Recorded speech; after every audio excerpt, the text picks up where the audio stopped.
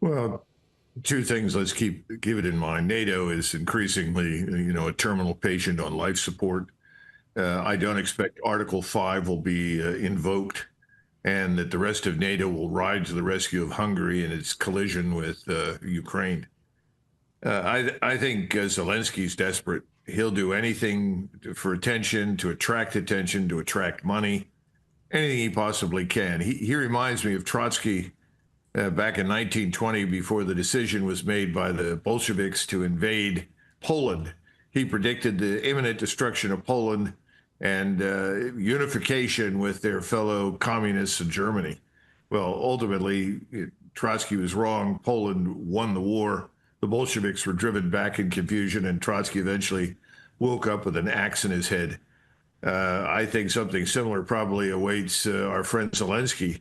So these are all acts or expressions of desperation. Now, we need to understand something about Prime Minister Orban. Prime Minister Orban has made it very clear that life and death questions for Hungary that really concern the sovereignty and the independence and the life of Hungary must be decided by Hungarians, not the European Union and not NATO, which is a very intelligent position to take, in my judgment. There's no reason why he should surrender his sovereignty to NATO and the EU. I suspect that Messieurs Macron, Starmer, Merz may well have conferred with Zelensky and said, yeah, by all means, let's embarrass Mr. Orban. Let's attack him. He's leading the fight against us and our globalist agenda. So that may be part of the cabal that's responsible for this, but it's not going to improve things for them. And it's certainly not going to distract Orban from doing what he thinks is right, which is to protect Hungary. And he's getting more and more support from within the alliance every day. Well, what, though, is the selling point of being a part of NATO if your buds won't step up and say, you're kind of not supposed to attack one of us? That's the purpose. Now, President Trump had made this big to-do about getting NATO partners to spend more. What the heck are they going to spend for other than just to donate to Ukraine? Look, the economic situation in Europe, the financial structure is ready to collapse. We're in bad shape. De-dollarization continues around the world because many countries are wisely distancing themselves from us because they anticipate a spike in the bond market. We've already been buying our own bonds for months and months and months. And the 10-year bond continues to inch upward, as all the bonds do. If it gets closer to 5%, then I think we're in a lot of trouble because that has a huge impact on the $1 trillion+ interest payment that we're now stuck with. And we have a $7 trillion budget, which is outrageous, over $1 million of which is devoted to defense. Probably another 200, 300, 400 billion go into the Black Ops and CIA and National Security Agency budgets. So you're looking at $1.5 trillion that's all bound up with the warfare state. All of this is going to come tumbling down. This is the 11th hour. I think Zelensky knows that. But the notion that the Europeans can step up and fill the void, which is essentially what President Trump has said, we'll be backup. We'll support from a distance, but we're not going to take the lead on this. I mean, that's effectively what he said about the war with Russia, that the Europeans are the ones that have to come to terms. He's walking away from what is clearly a disaster. He never understood the gravity of the situation. He made a lot of ridiculous remarks. I think he's sobered up, and he, especially after the Alaska summit, and said, that's fine, that's it. This is my last segment in this reality TV show called America Meets with Russia over Ukraine. And it's all going to stop. And I don't think there's anything that's going to keep NATO and the EU together too much longer. Maybe money at all? I mean, because Ukrainian President Zelensky over the past 24 hours is now demanding that NATO send Ukraine $1 billion every month. Yeah, he says that Ukraine deserves this because it's defending a critical principle on the European level by resisting Russia. So you and I are going to foot the bill for more money flowing into NATO, into this boondoggle? Well, at some point, I think President Trump will stop the flow of money. But the sad part is that he really hasn't interrupted the flow that began under President Biden. I mean, you have to ask yourself at this point, when you look at the situation, what has he changed since Biden left office? And the truth is, certainly in the Middle East and in Europe, not much. But the Europeans are in a lot of trouble. These globalists that are in charge of Paris, Berlin, and London are on very, very weak ground. What are they supposed to do if they admit that the war is lost, that they can't sustain this war on behalf of Ukraine? Then they're admitting that everything they said was a lie. And it has been a lie from day one. Russia has no interest in invading and conquering the rest of Europe.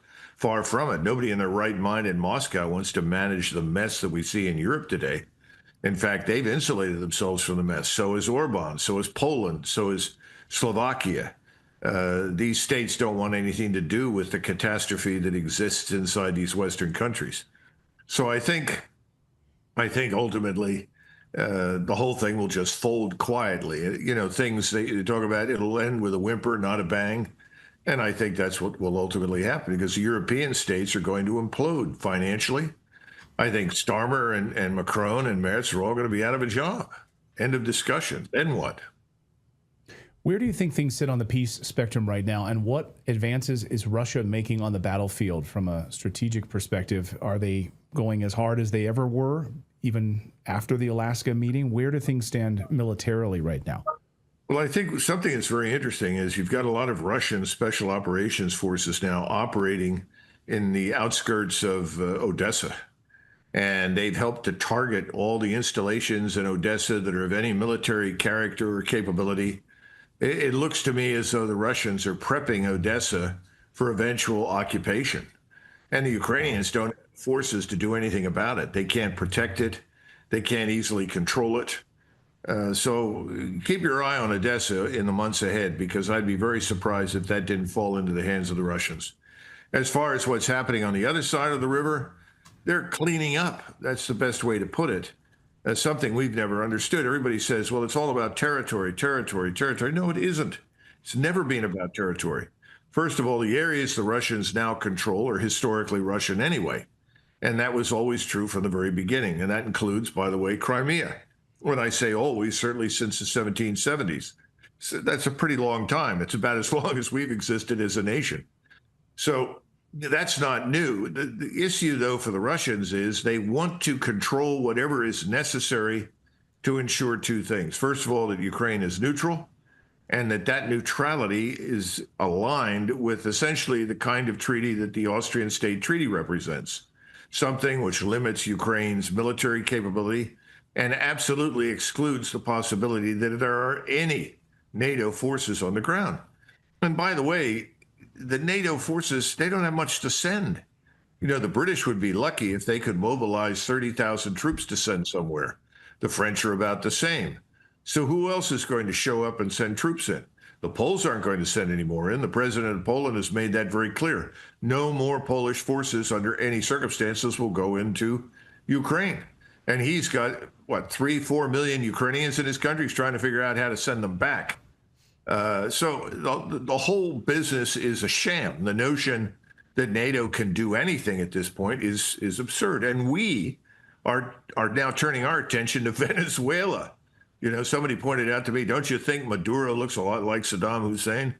Unfortunately, I think there's a lot of resemblance there. That does worry me, because the last regime change operation we performed didn't come off very well.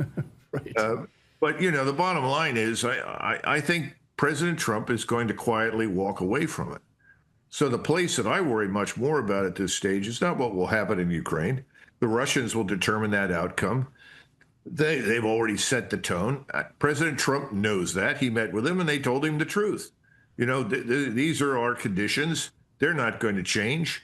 And at the same time, they also made it clear, and I think President Trump agrees with this, that they want good relations with us. It's up to us now to repair those relations and establish a new and better future for both the United States and Russia. But Ukraine, that's a matter now for the Europeans and Russia. And if the Europeans want nothing to do with it, well, then Russia will take over. But again, who should be at the table discussing what happens with Ukraine and its borders? I think Poland, Slovakia, Hungary, Romania, and ultimately Germany. You could probably toss in the Lithuanians, since they have a modest interaction with the Russian border, but That's about it. Why are the rest of these Europeans even interested? It's ridiculous. They have nothing to say. And that's what ultimately is going to happen. They won't have anything to say. Well, let's talk about this Israeli strike on the hospital in Gaza, because it was a military tactic known as a double tap. For those of us that don't know, that means you strike something, circle back, and hit it again when the medics and rescue workers come in. This was a tactic used reportedly by the CIA under Barack Obama, as well as used by al-Qaeda in Iraq. Now, Israel issued the usual mea culpas, and then they said, oh, actually, no, we did look into it. There was a camera there. So we had to go and strike that in order to get that camera, because the camera was filming IDF soldiers. Now, I don't know about you, but for me, this harkens to collateral murder, which was the video that WikiLeaks published, where U.S. Apache helicopter fires on civilians mistaking a camera for a weapon. Now, President Trump said, I'm not happy about that. But Israel can weather that. They can weather the international condemnations, the press outrage, and then they stall with inquiries, and then they keep striking. And then they do it again. Right. So what do you make of this? Is this just, we're going to scream, we don't like it, and they'll keep doing it, and that's what we're going to do next week too? We'll see you here? Well, two things. First of all, a precondition for the success of the so-called Greater Israel Project. And at some point, you know, it would be useful, I guess, Clayton, Natalie, if somebody put a map up that shows the Greater Israel Project. But for our purposes today, the elimination of the Palestinian population from both Gaza and the so-called West Bank is absolutely unchanging. They've got to do it.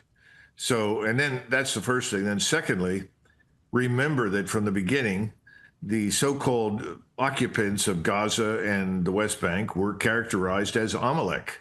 In other words, subhumans, animals, richly deserving of extermination.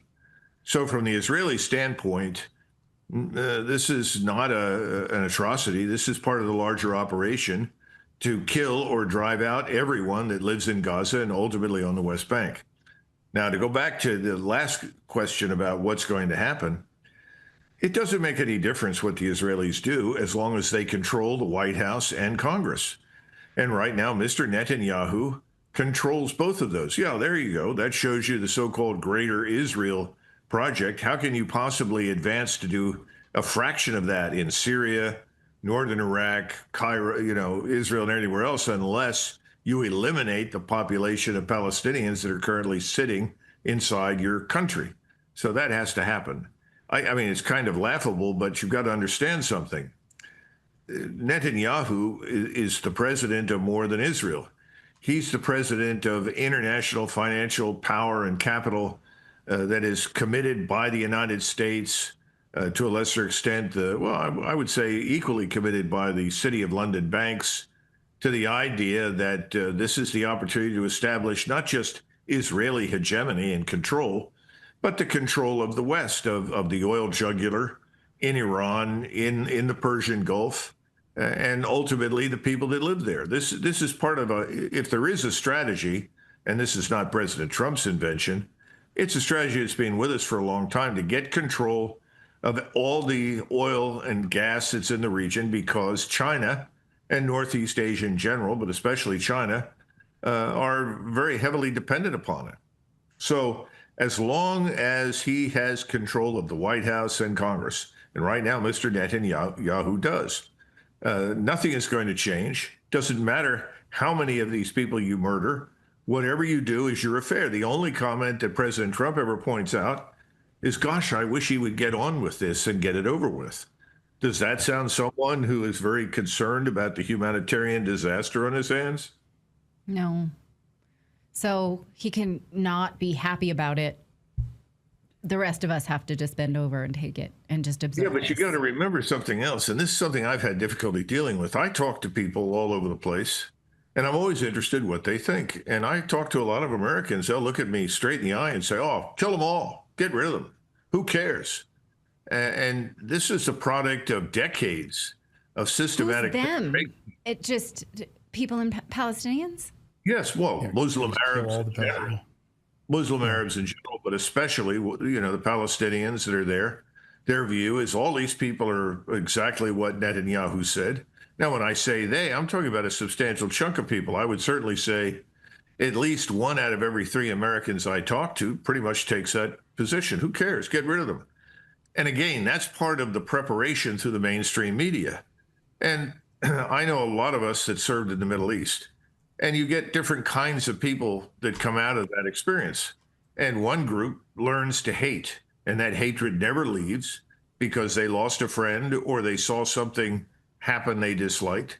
I mean, I'll be frank with you. When I was there in 91, the biggest challenge that I had during that war, which was in this massive tank battle that we fought, was getting people to stop shooting when I declared a ceasefire. And there were a lot of people that didn't want to cease fire. Their view was, let's get rid of all of them while we're here. We'll just do it, be done with it. There are people like that, and they don't change. And then there are others that look beyond the hostilities and say, good Lord, what are we doing here? We're not helping these people by killing them. We're not improving their lives. We're not improving ours. We don't benefit from this. There's no strategic payoff for us to go somewhere and kill tens of thousands of people. So you get different attitudes from different people. But the point is that right now, excuse me, I think there are just one out of three Americans, at least that I encounter, they could care less. And so how much If you're pressure a is military, if you're a pilot, is this taught in any kind of military training? Like the double tap is a war crime. Let's not do it. Shouldn't this be sort of basic? We don't do that. Yeah, I was going to ask you about the military strategy. Is it just like there's actually a military strategy to this, or is it just part of the greater Israel project, destroy all of these buildings?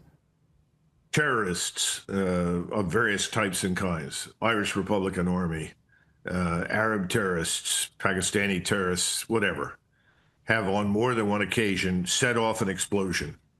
And then they wait. And there's another explosion that goes off once the people come in to rescue the individuals that are there. That's effectively what the Israelis do now. And this is because, in their view, these people are all the enemy. Who are these people that are rushing up to help? How many of them are also terrorists? We don't have time to sort it out. So we'll get another 30 or 40 dead, and that adds to the total, and that makes us safer. That's the view. The more of them we kill, the safer we are. That is the Israeli position. Now, I don't like that. It doesn't appeal to me. I never did anything like that. But that is a predisposition on the battlefield. You know, if you take an enemy tank or armored fighting vehicle under fire, there's several out there. You put a round in one, you go to another one, put a round in that one. The Russians are now advancing in a number of areas. Obviously, there are still some battles of encirclement going on where you have pockets of modest resistance left. But the bottom line is, they're advancing because there isn't much Ukrainian resistance, because most of the Ukrainian troops are dead. And the ones that are showing up, we know, with a few exceptions, involve a lot of old men and boys. So Ukraine is on its last legs, which is, I think, why Zelensky is running all over Europe right now, trying desperately to find somebody to provide money and equipment that will somehow or another convey the illusion that there is still a Ukrainian state that has teeth. I don't think there is. So what I see now happening is the Russians are going to move forward to the west. I don't see any reason why they would stop at this point. I think they'll move towards Zaporozhye because you've got the bridges there over the over the Dnieper, which create the opportunity for the Russians, if they decide to do it, to cross. They could head south to Odessa. They could head north to Kiev, either case. Further north, you have some other penetrations, but let's face it, when they encounter the Ukrainians, their resistance is weak, and the fortifications, in many cases, are no longer manned because there just aren't any Ukrainian troops to man them. So I think from a purely military standpoint, this war is over. There's no question about that at all. The Russians are now deciding to what extent their goals are being met. And I think they're having a meeting with us in Alaska as a courtesy to Donald Trump more than anything else, not because there's any necessity on their part or need for it.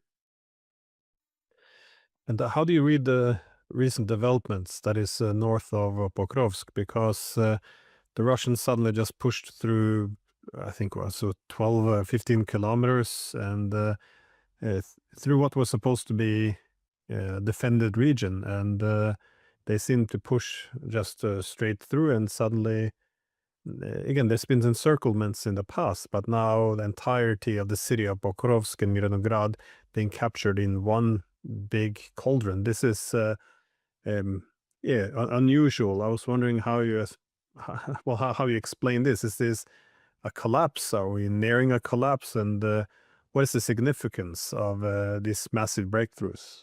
Well, I think we're in the middle of the collapse right now. The Ukrainian military establishment is incapable of doing a great deal any longer.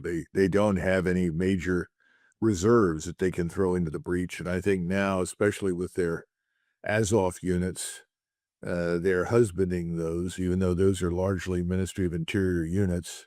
They're holding them back, I think, to protect themselves, that is the regime, and hopefully keep it in power in Kiev.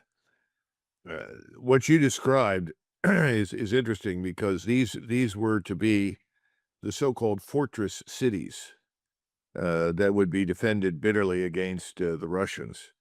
It's very reminiscent, frankly, of 1944, June and July, when Hitler declared certain states, or not states but cities, Mogilev and others, as fortress places that would be defended to the bitter end. And it was simply impossible to do so. And a lot of people simply disobeyed his orders because they'd been defending every inch of ground for the previous year and a half to 2 years. It was a waste of time. I think that same sort of mentality has set in with the Ukrainians. And right now, many Ukrainian troops are just hopefully getting out of the way because they can't stop it. And you ask yourself, if you're a Ukrainian soldier at this point, the war is obviously lost. We have nothing to throw into the battle. So why should I sacrifice my life? What difference will it make to the outcome? I think that's the mentality that's taking hold in Ukraine. And even the most pro-Ukrainian channels are admitting to the disaster if you listen to them carefully. So I think I think this is sinking in. The question again is, President Putin and his colleagues in this inner circle that is running things, they have specific goals and objectives. How many of those have been reached and how many not?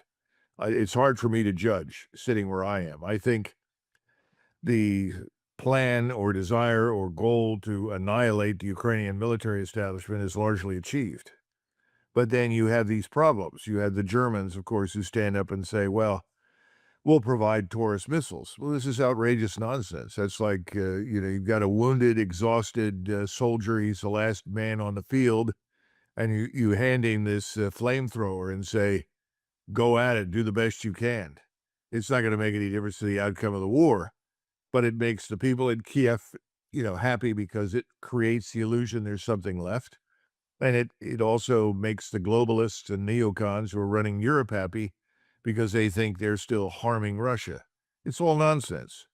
And I think President Putin has tried very hard to make it clear to the Germans that if they provide these Taurus missiles, they're launched from Ukraine against Moscow or St. Petersburg or anywhere else, that they will treat Germany as a co-belligerent and they will attack Germany. How, when, and where, and what, that's another matter. I hope the Germans are listening because I think the Russians are quite serious. Well, we've spoken a lot over the past 3 years about this, and you pretty much said from day one that this war was being won by Russia, even at the same time when all the media headlines were telling us that Ukraine was winning, they're winning, Putin's gonna die in his bunker, talking about how to divide up Russia, what to do after the defeat of Russia, how bad should we humiliate Russia? I mean, again, given that you're one of the people who saw this coming from the beginning, well, why do you think the West misjudged Russia, and what mistakes have been done on our side, that is the NATO and Ukraine side? Well, I think we have to understand that there really is no strategy on the Western side. There is a wish list. And the people in charge had decided or decided early on in Western Europe and in the United States that Russia presented a threat to globalism, a threat to their plans for Europe and their plans here in the United States.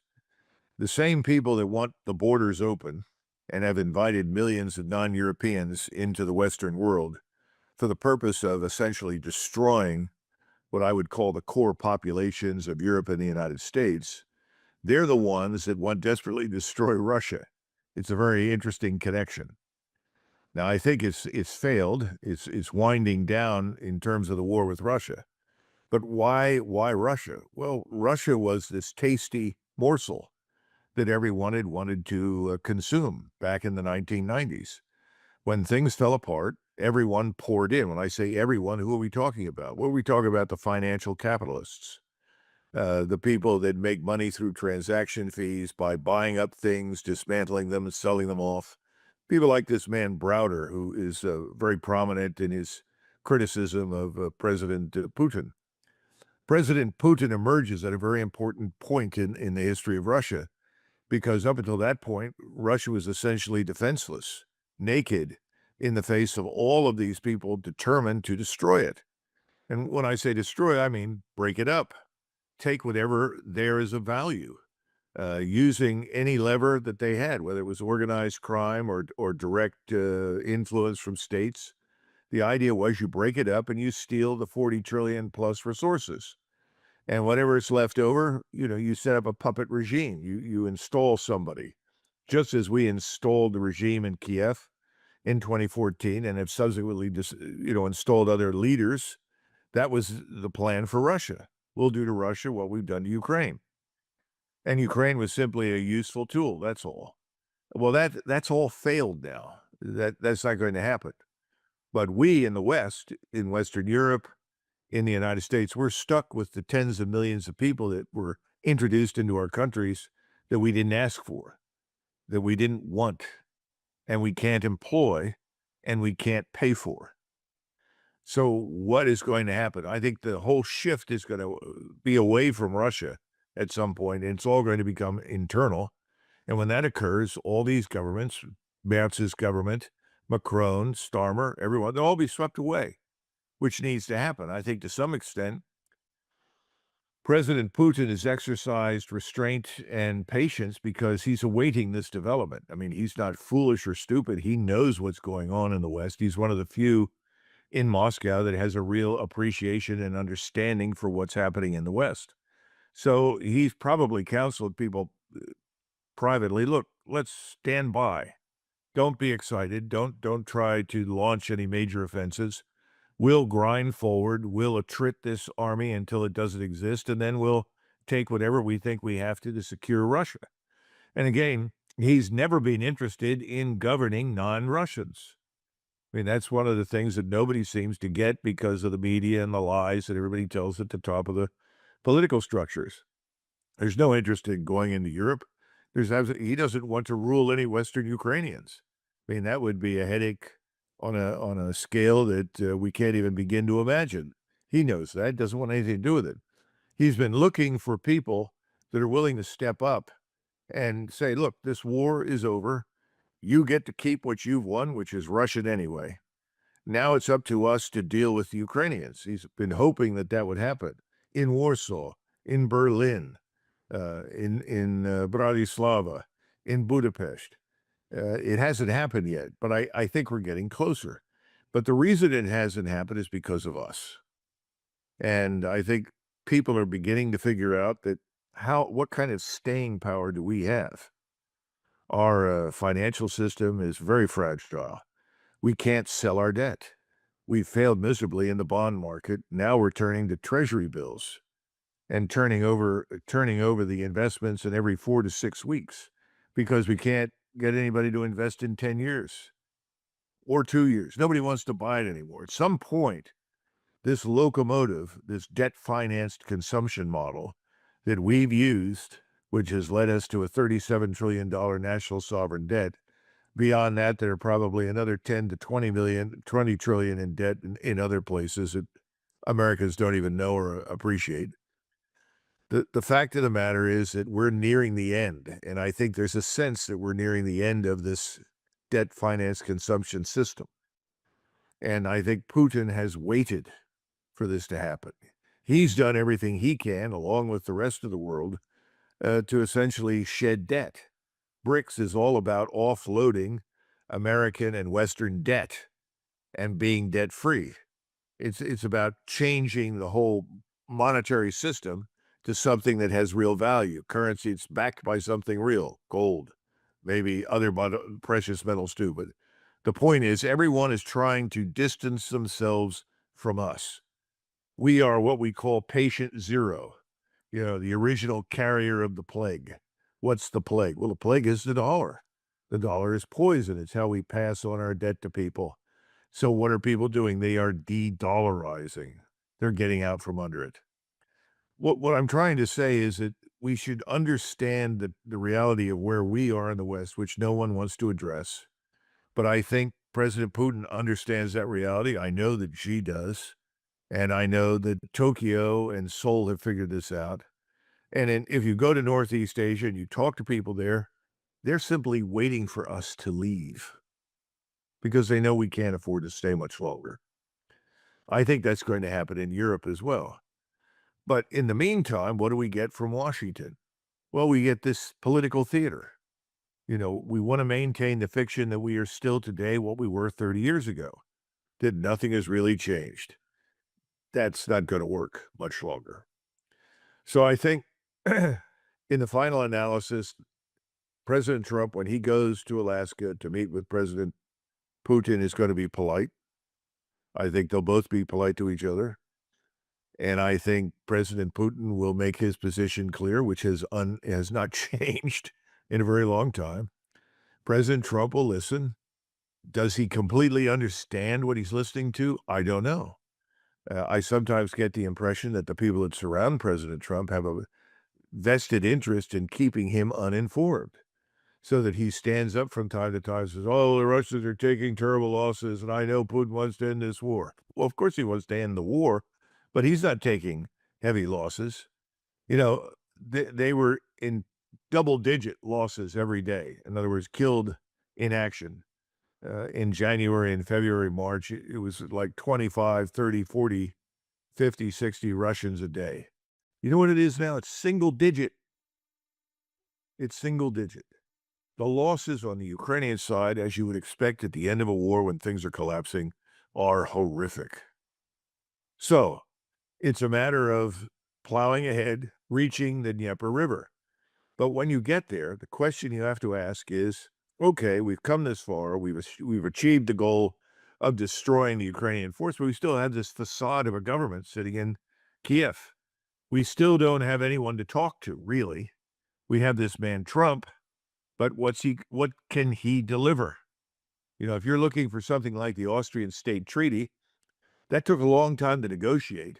The Austrians were heavily engaged. They wanted to be neutral. They wanted to be out of harm's way. Eisenhower at the time said, thank God we can't defend all these countries against the Soviets. And the Soviets were happy to get out because they didn't see any real purpose in being there strategically. Austria didn't offer them anything.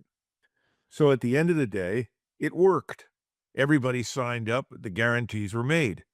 If you're President Putin, where's that going to occur? Who's going to do that? So when he goes to meet with President Trump, I think he'll be very polite, but I don't think he has any confidence that President Trump can deliver on anything.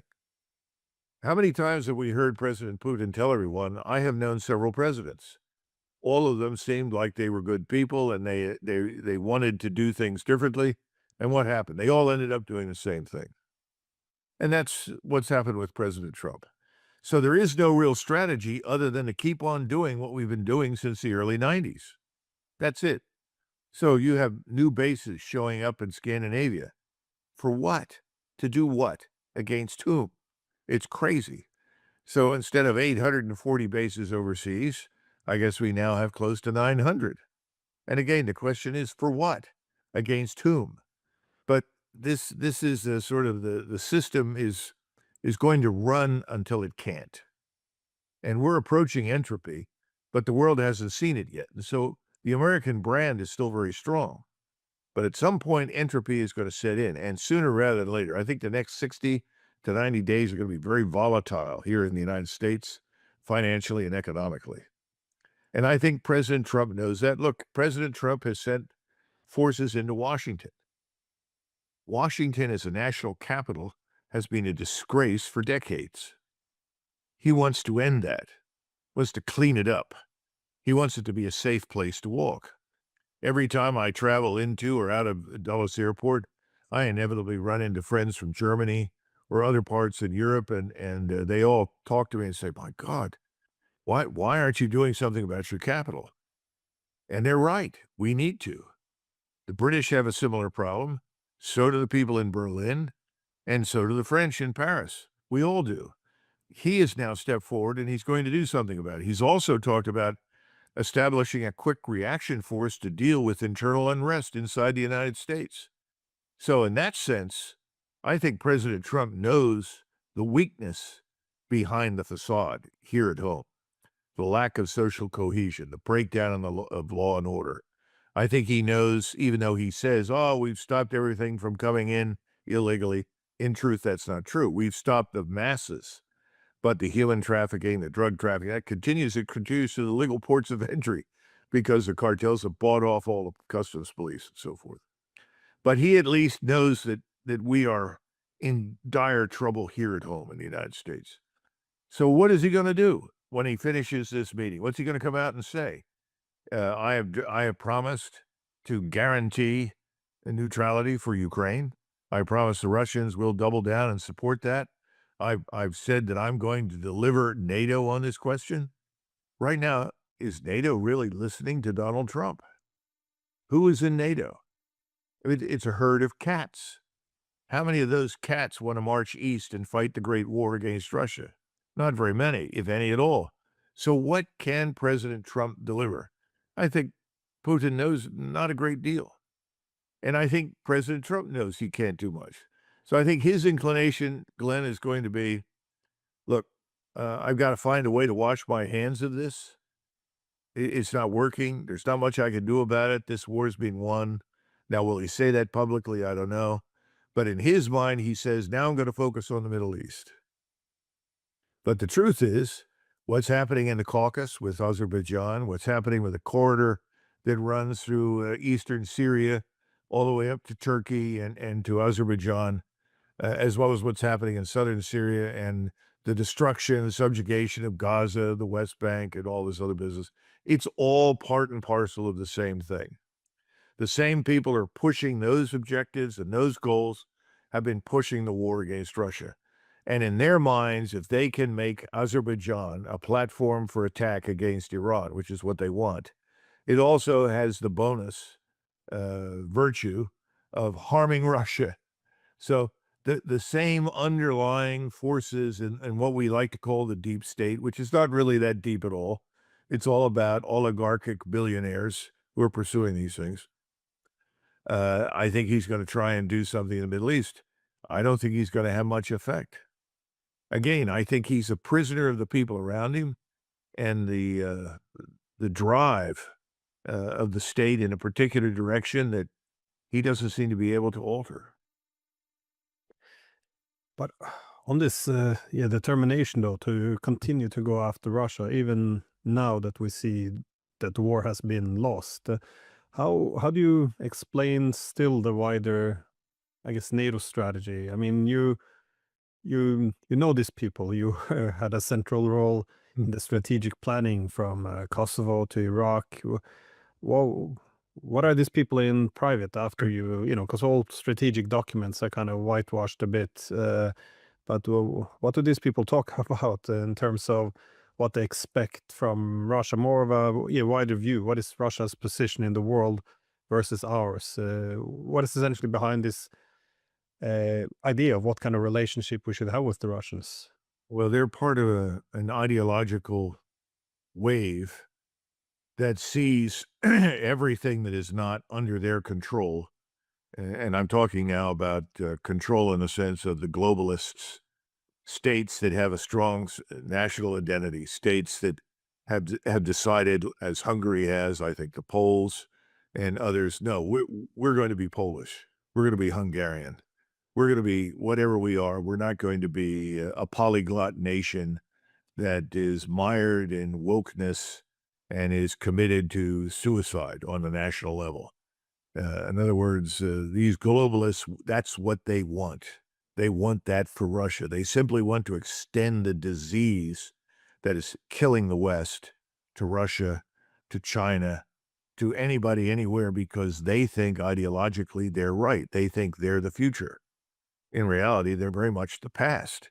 The lesson of history is, I'm sorry, but nations are very strong. The people that live in them are real. These gene pools are not irrelevant. They mean something. The culture that they created, the civilization they created and maintained, all of these things are real.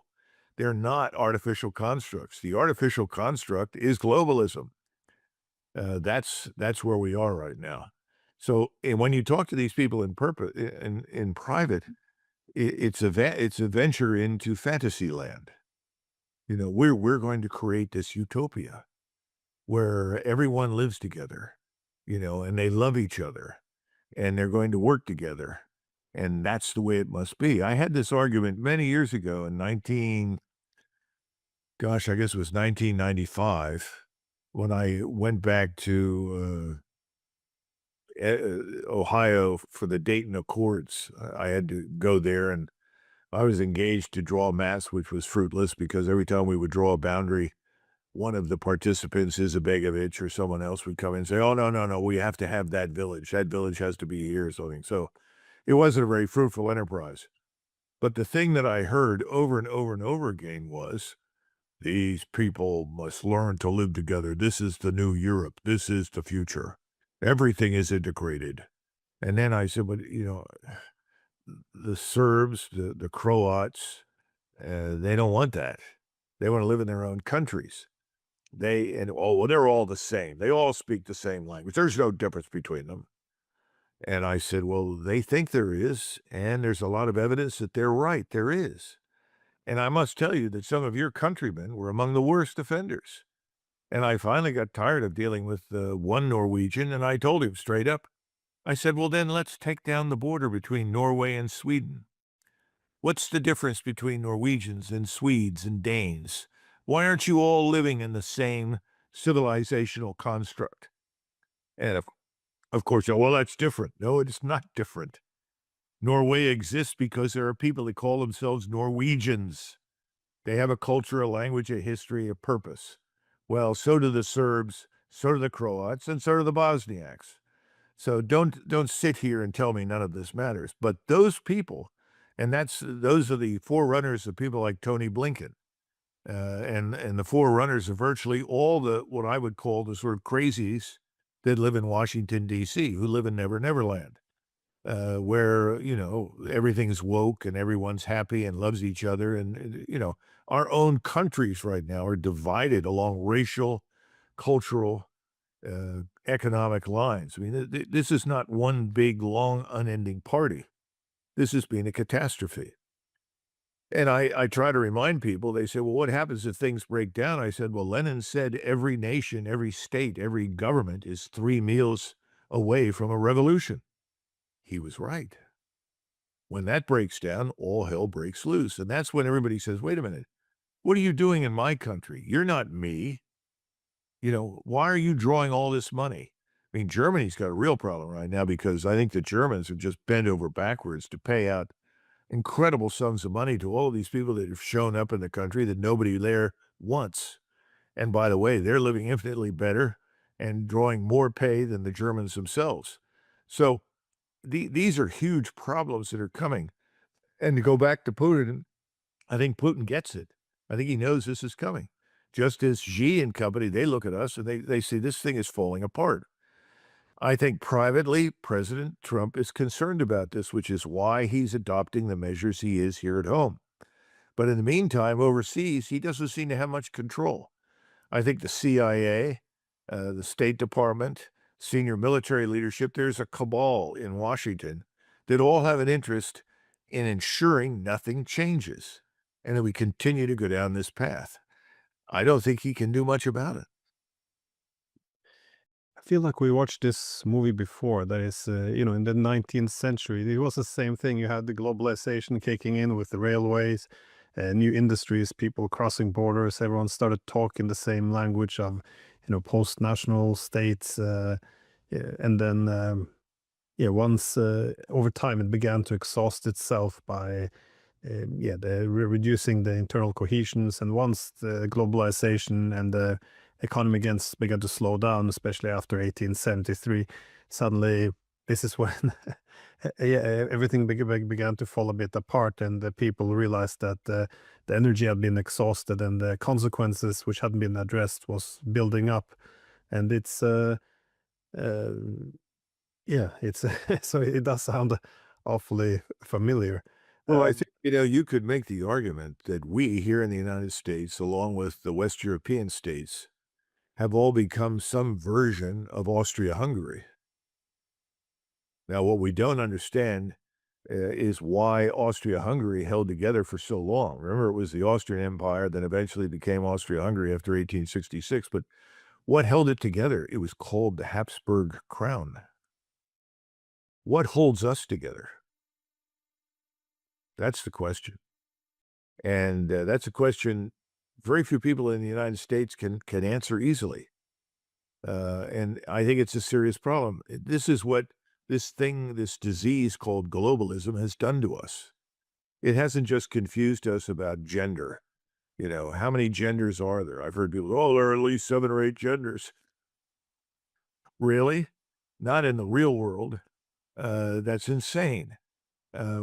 All the things that we took for granted as true and productive and healthy have been thrown out. And so you have internal chaos, people questioning themselves, questioning the institutions, questioning their governments. But everyone is afraid to step forward for fear that if you toss the people out of power, who comes in? I mean, if there's one thing that we really have a problem with, and this is not unique to us, but it's a huge problem for the United States, and I think in much of Western Europe, is that we call it the bench, the talent bench, is very shallow because anyone who stood up and had the temerity to disagree was edged out. So if someone stood up and said in Norway, look, Norwegians for Norway, Norway first, how would that go down? Oh, that's bad. Really? Why is that bad? Well, you have to understand we can't do that. I mean, this is what's being built into people. It's demented. It's going to go away. But like everything else, it's going to get worse before it gets better. And all of this is bound up with this war in Ukraine. If we can bring down Putin, as though Putin as an individual is Russia, Putin leads Russia, and he is strongly supported, as you know, if you look at any of the legitimate polling data. But removing him isn't going to change much. Russia will remain Russia. And that's not a bad thing. That's a good thing. And we need to stop looking at any state that has a true national identity and culture and language as bad. But that's what we've been doing. And here in the United States, we used to insist on Americanization, assimilation. That's gone. We now allow people from various places to come in, set up independent countries right on our soil. They want their own laws. They want to take over whole cities. I mean, this is insane. This is the path to disintegration. So at some point, the pendulum swings, and I think it's swinging. It went way off to the left. It's now swinging to the right. And of course, everybody on the left is screaming, see Nazi. Has nothing to do with being a Nazi. It has everything to do with the survival of Western civilization and the national identities of the persons and the peoples that created it. But, for the moment, we're going to persist on this very destructive path. And I really think that Donald Trump is someone who is conflicted because he knows what I've said is true, and he believes that. But on the other hand, the people that have funded him, the people that control him, the people that transport him from point A to point B, the people that hand him his point papers or tell him something, they don't agree at all. They're on the path to destruction. And he looks at the various entities and the cabinet members.